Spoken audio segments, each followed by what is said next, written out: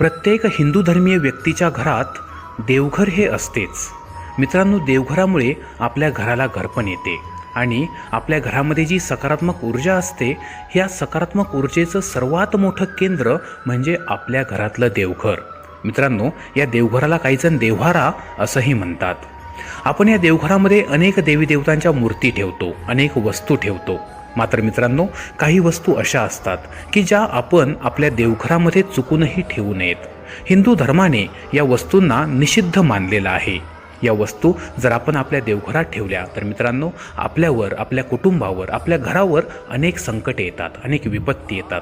परिणामी हळूहळू आपलं घर दारिद्र्याच्या दिशेने निघून जातं, तसंच आपलं घर बर्बाद झाल्याशिवाय राहत नाही. चला तर जाणून घेऊया की या 5 वस्तू कोणत्या आहेत की ज्या आपण आपल्या देवघरामध्ये चुकूनही ठेवू नयेत. मित्रांनो, नंबर 1, मारुतीची मूर्ती किंवा फोटो. मित्रांनो, तुम्हाला माहीत असेल की मारुती म्हणजेच श्री हनुमंत हे बालब्रह्मचारी आहेत आणि म्हणून आपण म्हणजेच संसारी माणसाने चुकूनही हनुमंतांची मूर्ती किंवा फोटो हा आपल्या देव्हाऱ्यात, आपल्या देवघरात ठेवू नये. मित्रांनो, जेव्हा आपण मारुतीची स्थापना करतो आणि मारुतीची विधिवत पूजा करतो, तेव्हा मारुतीचा कृपाशीर्वाद तर आपल्याला मिळेल, मात्र आपला वंश खंडित होण्याची शक्यता असते. म्हणजेच अशा घरामध्ये संतान प्राप्ती होत नाही. त्या घरातील दाम्पत्याला मुलबाळ होण्याची शक्यता फार कमी असते. याचं कारण म्हणजे बालब्रह्मचारी असलेले हनुमान हे आपल्या शारीरिक शक्तीचा विकास करतात, मात्र आपला वंश खुंटण्याची शक्यता असते. तसंच जर आपल्या घरामध्ये विवाह जुळत नसतील, विवाह जुळण्यामध्ये अनेक अडचणी येत असतील, तरीही मित्रांनो, यासाठी मारुतीच्या मूर्तीची स्थापना आपल्या देवघरात असणं ही गोष्ट जबाबदार असते. मित्रांनो, दुसरी गोष्ट, आपल्या देवघरात किंवा देव्हाऱ्यात आपण म्हसोबाची स्थापना करू नका किंवा मुंजाची पूजा करू नका.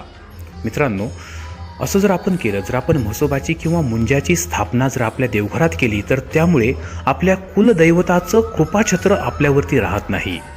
आपल्या कुटुंबाचं जर कल्याण व्हावं असं वाटत असेल, जर आपली प्रगती व्हावी, भरभराट व्हावी असं आपणास वाटत असेल, तर त्यासाठी सर्वात महत्त्वाची गोष्ट म्हणजे आपल्या कुलदैवताचा आशीर्वाद, कुलदैवताचं कृपाछत्र आपल्यावरती असणं गरजेचं असतं. मात्र ज्या व्यक्ती आपल्या देवघरात म्हसोबाची स्थापना करतात किंवा मुंजाची पूजा करतात, त्यांच्या जीवनामध्ये अनेक संकट येतात, कारण कुलदैवताचं कृपाछत्र अशा कुटुंबावर राहत नाही. आणि मग तुम्ही त्या मुंजाची कितीही पूजा करा, मात्र तुम्ही या मुंजाला सद्गतीपासून परावृत्त करता आणि त्याला एका बंधनामध्ये अडकवता आणि त्यामुळे या मुंजाचे आशीर्वाद मिळण्याऐवजी आपल्याला शापच मिळत जातात. मित्रांनो, तिसरी गोष्ट, बऱ्याचशा घरांमध्ये देवघरात शनिदेवांची पूजा केली जाते किंवा शनियंत्राची स्थापना करून त्याची विधिवत पूजा करतात. मित्रांनो, आपल्या जीवनामध्ये ज्यावेळी शनीची कुदृष्टी पडते, तेव्हा आपल्या जीवनामध्ये अनेक संकट येतात आणि मग जर तुम्ही अशा शनिदेवांची मूर्ती ही आपल्या देवघरामध्ये स्थापन करता, तेव्हा आपलं जीवनच संकटमय बनतं. जीवनामध्ये अनेक आपत्ती येतात आणि शेवटी जीवनामध्ये उदासीनता येते. त्या घरातील लोकांच्या जीवनामध्ये नैराश्य पसरतं. हे लोक निराश बनतात आणि कधीकधी तर आत्महत्येपर्यंत सुद्धा हे लोक जातात. आणि म्हणून शनिदेवांची किंवा शनियंत्रांची पूजा ही आपल्या देव्हाऱ्यामध्ये आपण चुकूनही करू नका. पुढची गोष्ट, बरेच लोक आपल्या देवघरात पूर्वजांचे टाक बनवतात आणि देवघरात पूजेसाठी हे टाक ठेवतात. मित्रांनो, कोणत्याही घराण्यामध्ये जे जिवंत किंवा मृत स्त्री पुरुष असतात, हे कुलदेव किंवा कुलदेवी असू शकत नाहीत. आणि म्हणून ही जी चूक आहे पूर्वजांचे टाक बनवून देवघरात ठेवण्याची, तर ही चूक आपण करू नका. अशा प्रकारे केलेली पूजा ही निश्चितच आपल्याला अशुभ प्रकारची फळं प्रदान करते. बऱ्याच जणांच्या देवघरामध्ये काळभैरवाची मूर्ती असते.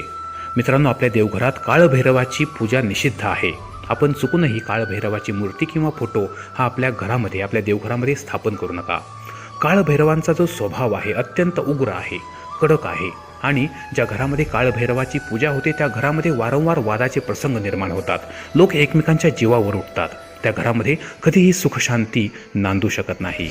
आणि मित्रांनो, एक अत्यंत महत्त्वाची गोष्ट, दत्तक दिलेल्या घराचे किंवा वंशपीडित पूर्वज घराण्याचे देव हे आपल्या पूजेमध्ये नसावेत. लक्षात घ्या, दत्तक दिलेल्या घराचे किंवा वंशपीडित पूर्वज घराण्याचे देव पूजेमध्ये नसावेत.